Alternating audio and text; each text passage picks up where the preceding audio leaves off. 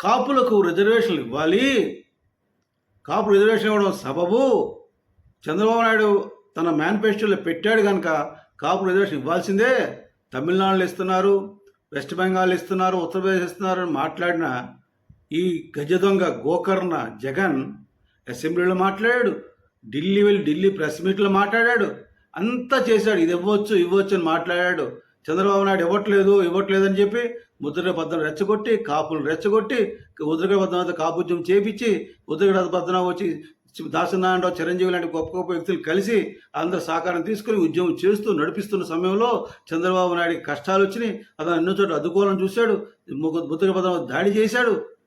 చివరికి మన తునిలో రత్నాచల్ ఎక్స్ప్రెస్ కూడా కాల్చేశారు. కాల్చిందేమో మీ కడప వాళ్ళు. జరిగింది నింద ఎవరి మీద వచ్చింది? ముద్రగడ మీద, కాపు యువకుల మీద. కేసులు పెట్టింది ఎవరి మీద? వాళ్ళ మీద కదా, మీ మీద పెట్టలేదు కేసులు. ఎన్ని జరిగినాయి కదా ఇవన్నీ. మరి నువ్వు ఇంత చేసావు కదా, ఇంత జరిగింది కదా, నువ్వు సింపుల్గా మీ జగన్మోహన్ రెడ్డి ధైర్యవంతుడు అన్నావు కదా, జగ్గంపేటకు వచ్చి ఈ రిజర్వేషన్లు కాపులకు నేను ఇవ్వలేను, ఇది రాష్ట్ర పరిధిలోది కాదు, ఇది కేంద్రం చేతిలో ఉంది. మరి ఏం గడ్డి తిన్నాడు మీ జగన్ రెడ్డి? చంద్రబాబు నాయుడు ఎట్లా ఇవ్వగలనుకున్నాడు? ఎందుకు అసెంబ్లీలో మాట్లాడాడు పదే? ఎందుకు ముద్రగడ పద్మనాభం ఎగదోశాడు? ఎందుకు కాపులను ఎగదోశాడు? ముద్రగడ పద్మనాభంతో తనులు తిన్నాడు, దెబ్బలు తిన్నాడు. అలాగే కాపు యువకుల మీద కేసులు పెట్టుకుని ఎందుకు అంటే ముద్రగడ పద్మనాభం ఎరుపప్పు అయిపోవాలి, కాపులు ఎరుపప్పులు అయిపోవాలి, నీకు ఓట్లు పడాలి. సిగ్గు శరాలు లేవు ఆ ముద్రగడ పద్మనాభంకి, మీ వెనకాల వైసీపీ కాపురాలకి.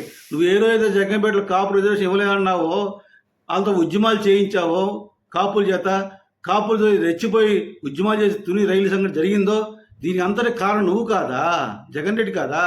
జగన్ రెడ్డి ధైర్యవంతుడు అయితే రిజర్వేషన్ ఎవరు ఇవ్వలేను ఎందుకన్నాడు? మరి చంద్రబాబు నాయుడు ఎట్లా ఇవ్వగలుగుతాడు? ఆ మాత్రం జ్ఞానం లేదా?